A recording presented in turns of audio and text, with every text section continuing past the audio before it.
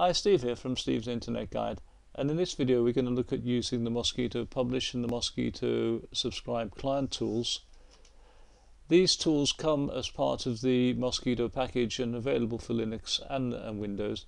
Now on Windows they're actually part of the package when you download the package. On Linux you need to install them as an add-on using the sudo apt-get install Mosquitto clients command. Now we're going to start by going through a few examples using the Publish tool, then we're going to follow that on with using the Subscribe tool. So the first thing we're going to do is we're going to do a simple publish. Now to use the tool you need to go into the directory where you've installed the tool, and you can see I've installed my tool in the MOS directory, and so I go to a command prompt and go into that directory to use the tool.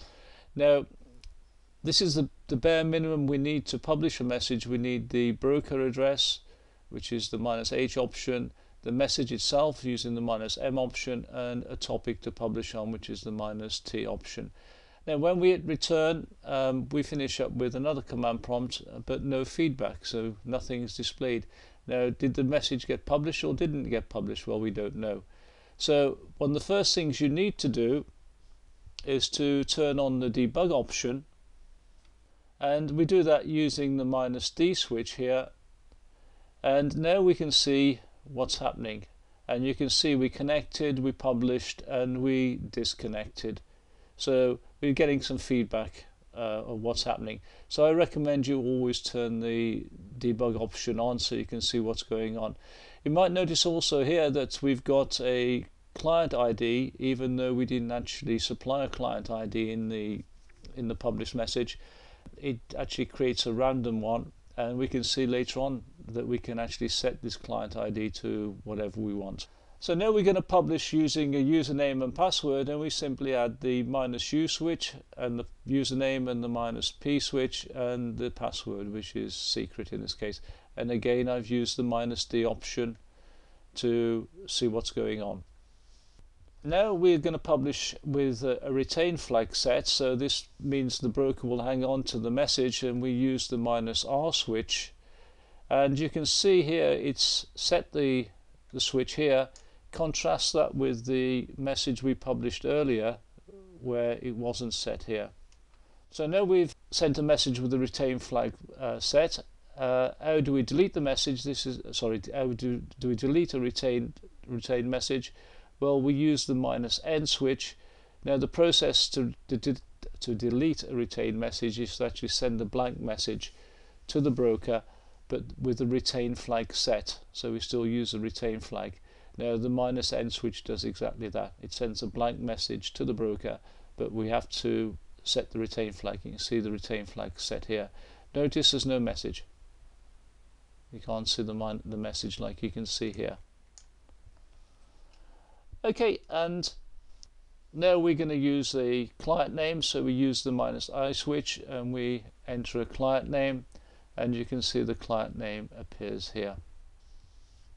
And finally we're going to publish using SSL, and again broker ID, topic, message, debug set, and this time we use the -C switch, which and a certificate file. You can't see the actual, it should say CA file, and we give it the path of the file. We also need to set the port number because it uses a different port, and the last switch is very important. It's the --insecure switch, and you use that option if the domain if the common names of the certificate on the broker and the one on the client don't match. Now you should never do that in a production environment, so that would be an error in a production environment, but very useful in a test environment. So if you're getting problems with publishing with secure sockets layer, the first thing you do is to use this switch here. Okay, so those are the examples with using the Publish tool. Now we're going to go on and we're going to start using the Subscribe tool. The Mosquitto client utility using a variety of switches, just like you did with the Publish client. The minimum is the topic and the broker address.